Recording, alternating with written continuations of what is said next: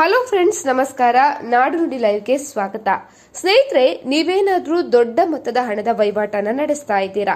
ಹಾಗಿದ್ದಲ್ಲಿ ಆದಾಯ ತೆರಿಗೆ ಇಲಾಖೆ ಈ ಆದೇಶವನ್ನ ಹೊರಡಿಸಿದೆ. ಹಾಗಿದ್ರೆ ಏನು ಅಂತ ತಿಳಿಯಲು ಕಂಪ್ಲೀಟ್ ಆಗಿ ವಿಡಿಯೋ ನೋಡಿ. ಇತ್ತೀಚಿನ ದಿನದಲ್ಲಿ ಡಿಜಿಟಲ್ ನಿಗಮನ್ನ ಬಿಗಿಗೊಳಿಸ್ತಾ ಇದ್ದು, ನಿಮ್ಮ ಸಣ್ಣ ತಪ್ಪು ಕೂಡ ಐಟಿ ನೋಟಿಸ್ಗೆ ಕಾರಣ ಆಗಬಹುದು. ಹಾಗಿದ್ರೆ ಯಾವುದಕ್ಕೆಲ್ಲ? ಮೊದಲನೇದಾಗಿ, ಉಳಿತಾಯ ಖಾತೆಯಲ್ಲಿ ಒಂದು ಹಣಕಾಸು ವರ್ಷದಲ್ಲಿ 10 ಲಕ್ಷ ರೂಪಾಯಿಗಿಂತ ಹೆಚ್ಚಿನ ನಗದನ್ನ ಜಮೆ ಮಾಡಿದ್ರೆ ಬ್ಯಾಂಕ್ ಈ ಮಾಹಿತಿಯನ್ನು ಐಟಿ ಇಲಾಖೆಗೆ ನೀಡುತ್ತೆ.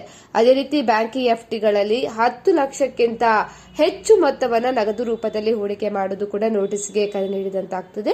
ಇನ್ನು 30 ಲಕ್ಷ ರೂಪಾಯಿ ಅಥವಾ ಅದಕ್ಕಿಂತ ಹೆಚ್ಚಿನ ಮೌಲ್ಯದ ಆಸ್ತಿಯನ್ನು ಖರೀದಿ ಮಾಡುವಾಗ ಅಥವಾ ಮಾರಾಟವನ್ನ ಮಾಡುವಾಗ ನೋಂದಣಿ ಇಲಾಖೆ ಐಟಿ ಇಲಾಖೆಗೆ ವರದಿಯನ್ನ ಸಲ್ಲಿಸುತ್ತೆ.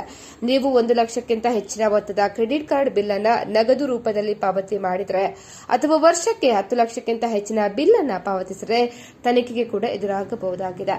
ಇನ್ನು ವಿದೇಶ ಪ್ರವಾಸ ಅಥವಾ ಇತರ ಉದ್ದೇಶಕ್ಕಾಗಿ 10 ಲಕ್ಷಕ್ಕಿಂತ ಹೆಚ್ಚಿನ ವಿದೇಶಿ ಕರೆನ್ಸಿ ಖರೀದಿ ಮಾಡಿದ್ರೆ ಮಾಹಿತಿ ಕೂಡ ರವಾನೆಯಾಗುತ್ತೆ.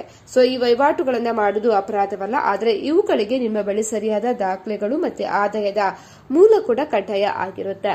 ಸ್ನೇಹಿತರೆ, ಮಾಹಿತಿ ಇಷ್ಟ ಆದಲ್ಲಿ ವಿಡಿಯೋಗೊಂದು ಲೈಕ್ ಅನ್ನು ಕೊಡಿ. ಅದೇ ರೀತಿ ಮತ್ತಷ್ಟು ಅಪ್ಡೇಟ್ಗಾಗಿ ನಮ್ಮ ಚಾನೆಲ್ ಅನ್ನ ಸಬ್ಸ್ಕ್ರೈಬ್ ಮಾಡ್ಕೊಳ್ಳಿ.